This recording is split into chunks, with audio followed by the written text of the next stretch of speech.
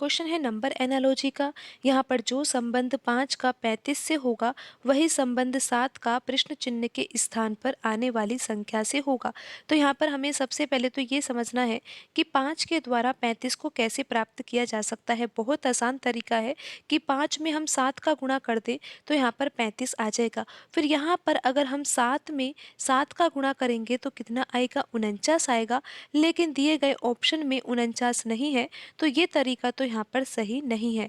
दूसरा तरीका यहाँ पर क्या हो सकता है, आप यहाँ पर देखिए 5 लिखा हुआ है ना, अगर हम 5 का वर्ग करें तो कितना आएगा, 25 आएगा।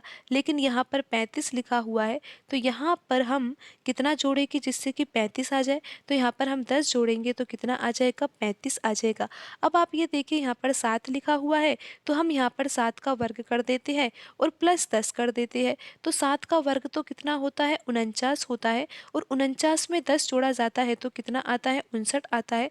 लेकिन दिए गए ऑप्शन में 59 नहीं है, तो ये तरीका यहाँ पर सही नहीं है।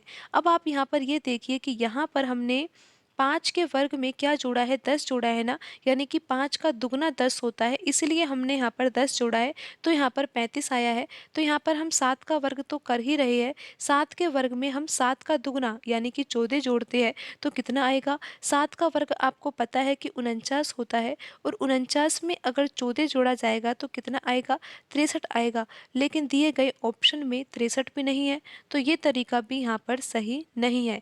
तो अब हम और कौन से तरीके से यहाँ पर प्रश्न को हल कर सकते हैं, तो आप समझिए कि यहाँ पर 5 लिखा हुआ है और 5 से 35 प्राप्त करना है, तो हमने यहाँ पर 5 का वर्ग किया।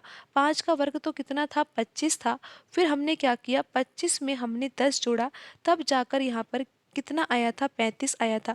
लेकिन अब आप यहाँ पर सिर्फ इतना ध्यान दीजिए कि ये 10 कहाँ से आएगा।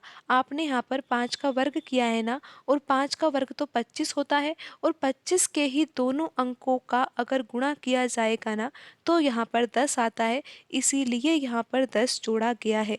तो ये पैटर्न यहाँ पर लग रहा है। अब हम यहाँ पर देखते हैं, यहाँ पर 7 लिखा हुआ है, तो 7 का हम वर्ग करेंगे, जैसा कि यहाँ पर हमने 5 का वर्ग किया, तो 7 का वर्ग तो होता है 49। अब 49 में हम क्या जोड़े, ये हमें कैसे पता लगेगा। यहाँ पर जैसे कि आपने देखा कि हमने 10 जोड़ा था, लेकिन यहाँ पर यही तो समझना है कि ये 10 कहाँ से आएगा। यहाँ पर जो ये वर्ग संख्या 25 आई थी ना, 25 के ही दोनों अंकों का हमने गुणा किया था, तो यहाँ पर आपको पता है कि 49 आया है, तो 49 के दोनों अंकों का अगर गुणा किया जाएगा तो कितना आएगा, ये आएगा 36 के बराबर। तो यहाँ पर हमें क्या करना है, जो 49 है ना, 49 में हमें 36 जोड़ना है। जैसा कि यहाँ पर आपने देखा कि 25 था, 25 में हमने 10 जोड़ा था, तो यहाँ पर हम 49 में क्या जोड़ेंगे, 36 जोड़ेंगे, क्योंकि 49 के दोनों अंकों का जो गुणनफल है वो कितना आया है, 36 आया है। तो 49 में अगर 36 जोड़ा जाएगा तो कितना आ जाएगा, ये आ जाएगा 85 के बराबर। और आप ये देख ही सकते हो कि यहाँ पर ऑप्शन सी में लिखा हुआ है 85, तो यहाँ पर 85 सही आंसर होगा। आप एक बार फिर से समझ लीजिए कि आंसर कैसे आया।